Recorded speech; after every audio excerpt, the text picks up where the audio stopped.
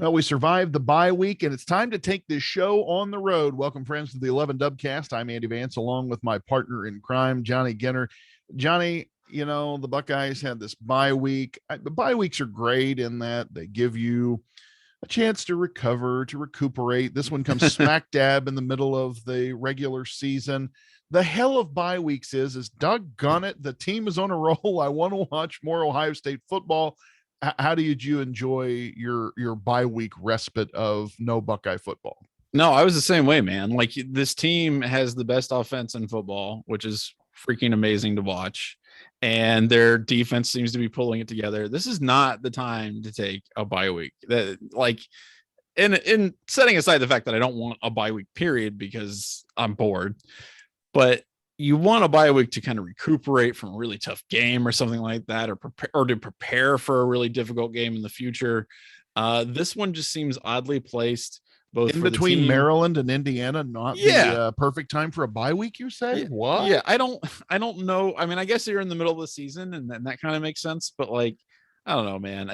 It is not my ideal situation when it comes to scheduling. Let's put it that way. Now, the good news is nothing horrible happened. Bye week, you always hope you don't get tripped up by turf toe. Some right. Crazy crap happens.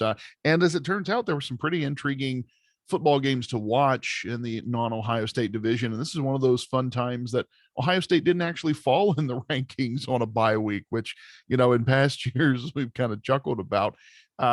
Favorite game that you watch before we get into it? And I should say we're gonna kind of breeze through a couple things to get to our big news of the cast. But if a favorite game that you watched while Ohio State was on the sidelines? Oh, 100% Ole Miss and Tennessee. Yeah, that was come on. Tennessee. First of all, you've got Lane Kiffin getting pelted with golf balls, which is hilarious. And then he throws his visor in the thing at the end. And then Tennessee fans are being their normal Tennessee self, i.e. terrible.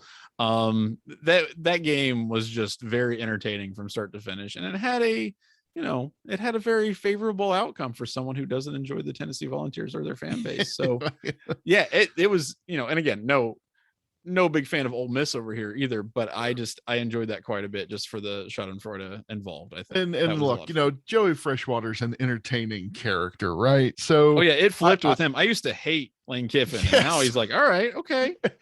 and I'm not putting these guys in the same category by any stretch, and they all have some major flaws as human beings. So I'm not celebrating these individuals, but like Lane Kiffin, Mike Leach, Les Miles, these are entertaining characters, even if they are maybe trash human beings in almost every example. So I think college football is better when it has characters. And Kiffin, oh my gosh, if better character going right now, I don't know. My money, he may be the most entertaining character in college football right now. It's great. Yeah, it is great. And that's why we watch college football, because we have those kind of things. And it's not the no fun league. It's the insanely goofy, crazy league. And that's again, that's why we watch. Tennessee got fined $250,000 for their fans being douchebags. And that is very funny and good. And I appreciate that quite a bit. Yeah, and I feel like that on the, the face of it, you're like, well, okay, let's a goodly chunk of change. I mean, it's nothing to an athletic department like Tennessee. Let's get real. College football program is basically a license to print money. Mm-hmm. On the other hand, I think they had to go with at least double what they fine Texas A&M for storming the field. If you're gonna jack a school $100,000 for storming the field after beating the top team, in the history of the sport in Alabama, then I guess you have to dial it up to 11 when you've got a fan base throwing golf balls at its former head coach. One team and fan base did something fun and cool and good, and the other one did something stupid and idiotic.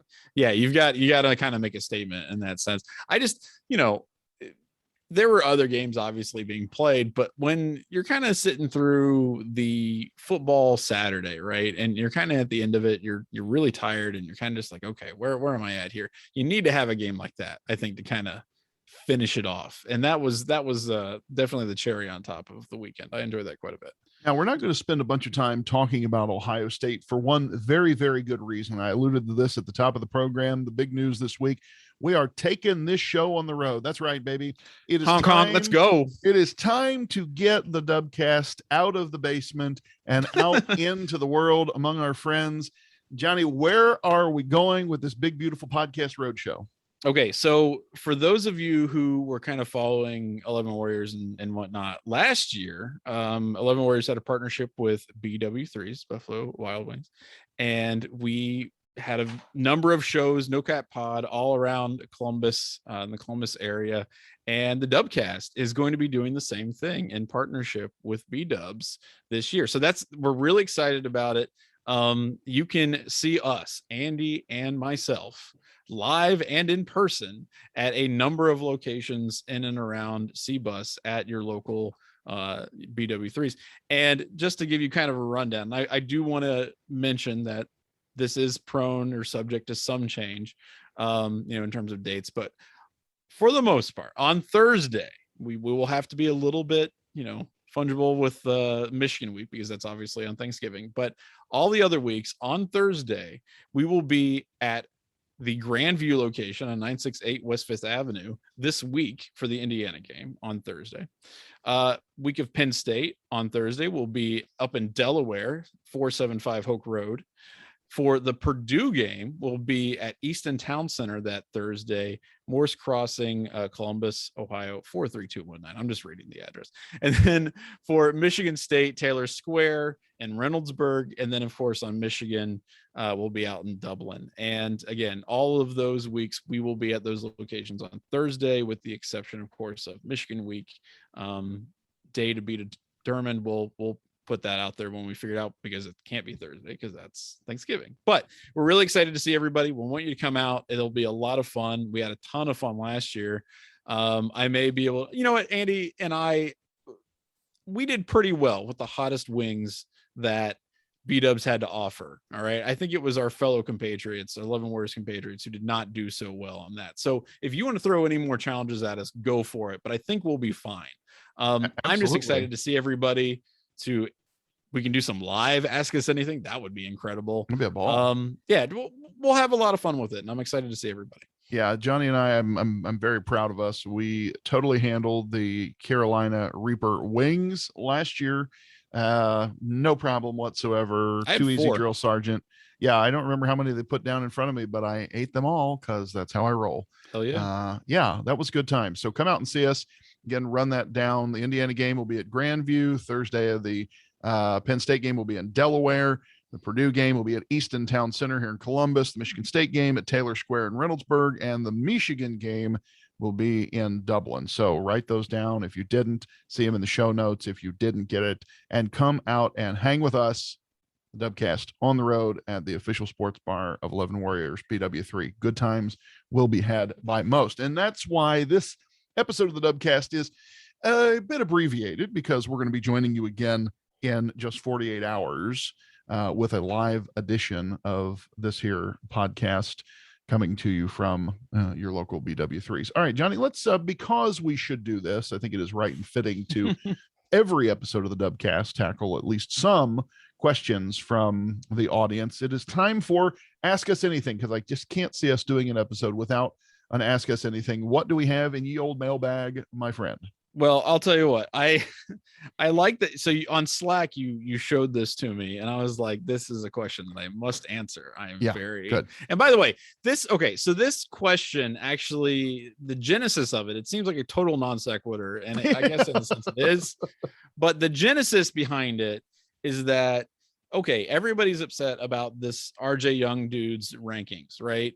That he's putting Ohio State at like 21 or something like that. And, UTSA is ranked 7th or whatever. Wake Forest is 6th. I don't know, however it is.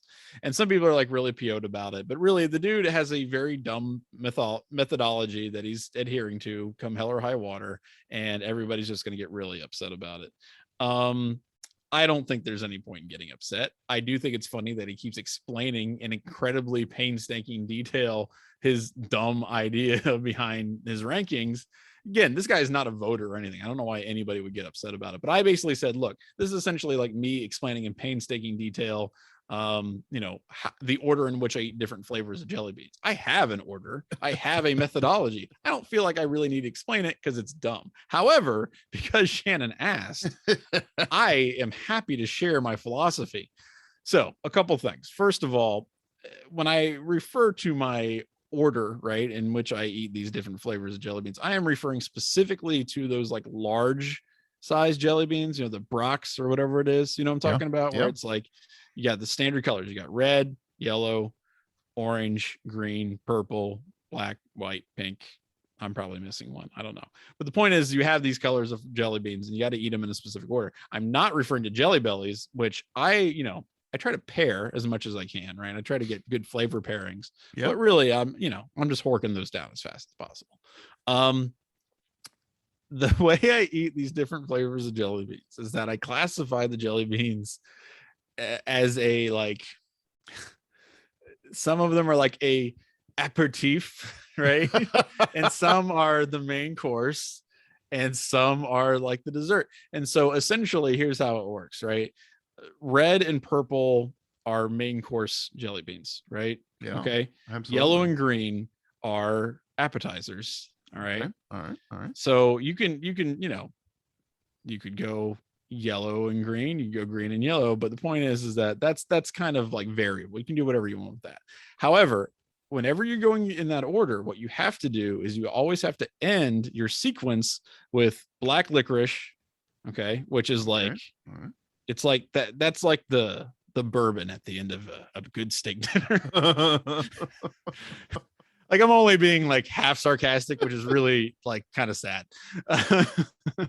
And then, okay, so the black licorice, I actually really enjoy the black licorice. After that, you have the white one, which I don't even know what flavor it is. Coconut? I have no idea. You have the white one, which is a palate cleanser. Okay. Yeah. And then you have the pink one, which is like the after dinner mint, so to speak. But so those three in that order have to be done no matter what order you have the other colors first. So you always got to finish. If you're like, okay, I just had a pound of jelly beans, black licorice, white, pink, you got to do it. That's how it works. So I pulled up the website here to see if they would say what all, and it looks to me from looking at the package that, so there is green, pink, orange, purple, black, white, green. I said green already. Green. I'd be shocked if I missed a purple, color. Black, white. No, I mean, I think you got them all. I mean, like yellow. I think you really did get them all. I thought you left orange out. Maybe orange. But no, orange. Yeah, orange is. Maybe I did. Orange is kind of like. Orange is like the fish of the meal. You know what I mean? It's not the heavy one, but it's definitely a main course jelly bean. The thing that I find interesting is they don't on this is for the Brock's original Brock's, however they pronounce it, original jelly beans. They don't list what all of the flavors are. Oh no, it says there are eight dependably delicious flavors. Well, I'm trying to tell what it is because now I'm having trouble counting them all. Green, pink, orange, purple, black, white, yellow, and red. There you go. All right, 8. So they list some of the flavors: cherry, orange, pineapple, licorice, and then it says and more. I'm like, yes, but tell me what are the others? It takes a refined palate to understand what and more means. And I don't have it. I'm gonna now. You've put a lot of thought and effort into this. I'm gonna tell you mine. So when it comes to the classic jelly beans, my process is avoid at all costs. You don't like jelly beans? They're fine. They're fine. This isn't one of those things like, right now it's seasonable to on your social media profile dicker about with other social media people about the worst or the best Halloween candy, right? And typically it's candy corn is the most polarizing Halloween candy, right? Like either people are like, oh, candy corn, it's amazing, it has to, you can't have Halloween without candy corn. Grandma always managed to find the candy corn pumpkins also. It's the exact same stuff, right? It's the exact same stuff. It's just pumpkin shape instead of candy corn, right? And then you have, of course, other people, because on social media you have to have like equal and opposite takes that are fervently argued, and the other one is, that candy corn is trash. You should never. This isn't one of those. I'm not saying I hate jelly beans. If there's a jelly bean that I really truly enjoy, okay, it would be the Jelly Belly popcorn, like the Jelly Belly buttered popcorn. It just amazes me. No one likes that. No one likes that. I don't know. I think it just amazes me that they were able to make a jelly bean taste just like buttered freaking popcorn. It does. It actually does. I do give them credit. I don't for that. understand how they did it. Like I never had food science classes at Ohio State. I was in the food science building many times. They have a wonderful dairy bar there. I don't understand enough of the magical chemistry. Maybe it is just magic. Maybe it's not chemistry. It's just they have a wizard in the basement of the building, and poof, these jelly beans are now buttered popcorn.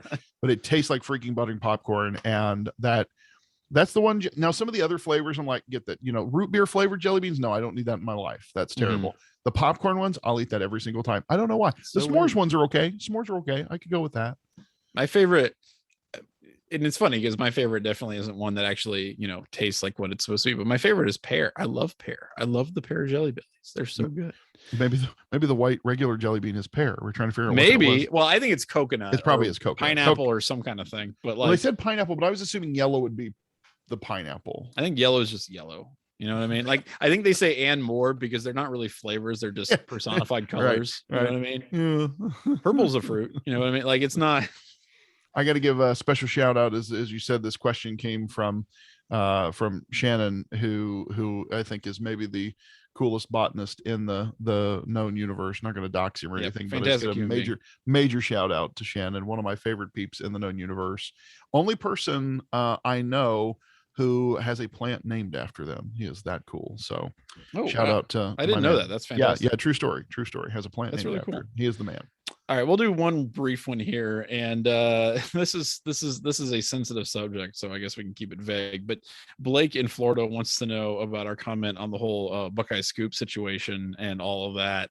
Here's the only thing literally the only thing I will say about that entire situation. I do not have any desire to give them the slop, as Blake puts it. Here's the only thing I'll say. All right. My big philosophy, especially when it comes to like 11 Warriors and things like that, is like, if you want to pay for sports media, I don't think there's anything wrong with that, right? I don't think there's anything wrong with saying, like, The Athletic is something that is really important to me. I want to read really good stories by really good journalists, or, I like the kind of content that they deliver at Bucknuts or whatever. Like, that's fine. I don't think there's anything necessarily wrong with that. What bothers me is the idea that paying for access is somehow better than reading a site like 11 Warriors or something like that. Because I got to tell you something, man, like, I don't think that there's a real tangible difference between the kind of information that you're getting in terms of like recruiting and all this other stuff from one website to the other on major things. And 11 Warriors is going to get you all the information that you need. And you don't have to pay for it.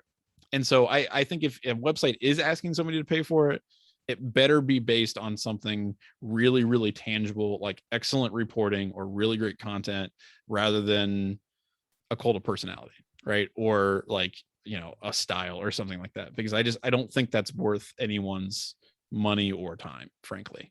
So that's my only real overall thing about that. I'm not getting into the whole he said, she said, because I don't know anything about that. Like, that's their whole thing. I just would say that this, to me, kind of proves the point that there's a lot of really great journalism going on right under your nose for free. And it's not just 11 Warriors. I mean, obviously, if you're listening to this, you know that. But there's a lot of really great journalists out there. And I think people should maybe, like, build those guys up a little bit, right? Like, kind of, follow them a little bit more closely, because I think they deserve it and they're putting in the work. I think I'm with you 100%. So my short answer to the question, and it's a good one. My short answer to the question is, not my farm, not my pigs. So yeah. I don't need to weigh in on. Yeah, we don't need that. We don't need other people's drama. Not my place. Right. There's some as you said, some really great journalists on this beat. Many, if not most of them, are employed by 11 Warriors, but there are other great journalists out there at a lot of places. And one of the things, like I'm a career journalist, so I would say like support to all of you listening, not just in sports, but you know, support journalists, support good journalism, good journalism. It's never been more important, you know, for a variety of reasons. And so I'm with you 100% because when I started on the site as a reader, 11 Warriors, that is, when I started as a reader, it was a very dear friend of mine from high school, knew one of the founders of the site, you know, we were in Chicago and become friends. And so this friend of mine said, "Hey, do you ever read this site 11 Warriors? I know you're a big Ohio State fan." I said, "Oh no, I hadn't heard of it." And mind you, this is, you know, a decade ago now. And she said, "You should really read it. It's an awesome site." She's a Northwestern alumna. And so I started reading the site, and it quickly became the only place I went. And that's not hyperbole. It's literally the only place I went for Ohio State news, because I love the Skull Session every morning, because the Skull Session does such a great job of surfacing other great pieces of journalism about Ohio State. Right. And so then I was reading things that I wouldn't have seen otherwise. And that's been a great hallmark. And of course, then the personalities, the great writing that's been on the site over the years, people who are, you know, current staff and alumni of the site. It's just been this tradition of great writing. I love great writing, and so much great storytelling here, which I think you can get the nuts and bolts a lot of different places. You know, this is kind of like the weather, right? Every TV station has a meteorologist, so you can get the weather anywhere. But there's something to be said for the quality of the journalism, the quality of the analysis, the quality of the insight, the quality of the storytelling. So what I mean by that is, you think about a press conference, and Ryan Day has his press conference. Every reporter in the beat goes to that press conference, right? They all have the same basic set of facts. So I just found very early on that I really, as a reader, this is long before I was ever associated with the site in any kind of formal capacity, right? As a reader, I just really enjoyed the quality of writing and analysis and commentary and such that I found at 11 Warriors. And it's been that way for me ever since. Now, fast forward to your comment about like paid journalism. So I think for me, what I've always done is find journalism that I felt comfortable supporting with my dollars, because I think it's important to support good quality journalism. So like in the real world, you know, over the years, I've subscribed to the Wall Street Journal, the New York Times, the Washington Post, the Columbus Dispatch. You know, today I would say I keep my Times, my Post, and my Dispatch subscriptions, because I find value in those three news organizations. You know, in sports, I would say the only place I spend money, I do subscribe to The Athletic, because they, you know, when they were in expansion mode, they bought every great national writer out there, it felt like. I mean, they just vacuumed pretty much everybody. They did. I mean, there was no salary cap, right? So we just went out and we bought every free agent we could get. And so there were a lot of national writers that I really liked. So, and the price point is low, right? So the price point is low, low barrier to entry. So I subscribe and am happy to do that. Yeah. So by the way, just real quick, I don't want to also, you know, say that I'm just crapping on like Buckeye Scoop or anything like that. Oh, there are a lot of writers. No, I didn't think you were. Yeah. Well, but like, I guess what I'm saying though is like there are plenty of great writers everywhere, including there. Like everybody, like Tony Gerdeman is a great writer, and a lot of people like compare like Threat Level to like Michigan Monday and whatnot. He does no comparison to Threat Level, Johnny. No, but he does a great job. That's what I'm saying though. Like, Tony's he does great. a really great job.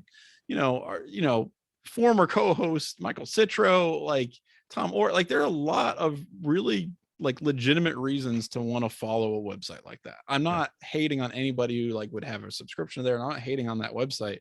I'm just saying, and I'm agreeing with you, that there are good reasons to give good journalism your money, right? Like that's not a terrible thing. I just think that should be the motivating factor, the what you're learning, as opposed to the other stuff that goes along with it. And yeah, I don't know. Like I think a website can be really successful by being really good journalists and a really good news site. And luckily 11 Warriors does it for free. So I just, we'll toot our own horn a little bit, but I would just hope that as consumers of news information, we all like put our buck there as opposed to, dumb memes on Twitter, which again, not a problem if you enjoy that. Maybe don't pay $13 a month if that's your motivation. That's all I'm saying. So anyway, thanks for the question. And we've got other questions. We've got to save some for Thursday, Andy. So we'll keep those in our back pocket, and we encourage you to continue to ask them and see us in person, right, on Thursday, if you are so inclined to do so. And remember, that's at Grandview. That's 968 West 5th Avenue, Columbus, Ohio, 43212. You will see Andy and I will be there we'll be there actually probably a little bit before 7:00. And then we'll start the show promptly around then. And then we'll get you out there. We'll give you some Dubcast goodness along with BW3 goodness. So Buffalo Wild Wings, the official sports bar of 11 Warriors. All right. I'm very excited about this. One of my favorite parts about being in Radio Low these many years ago was getting out on the road and doing a live broadcast and getting to meet the people, as the saying goes. So I'm really jacked up about this, and look forward to having some wings with you, my dear friend, and also breaking bread with some of the audience. So that'll be fun on Thursday. So until then, you can consider this a bonus episode of your favorite sports themed podcast. Bring a friend to B-Dubs, and we'll see you there. Until then, I'm Andy. I'm Johnny. Thanks for joining the Dubcast.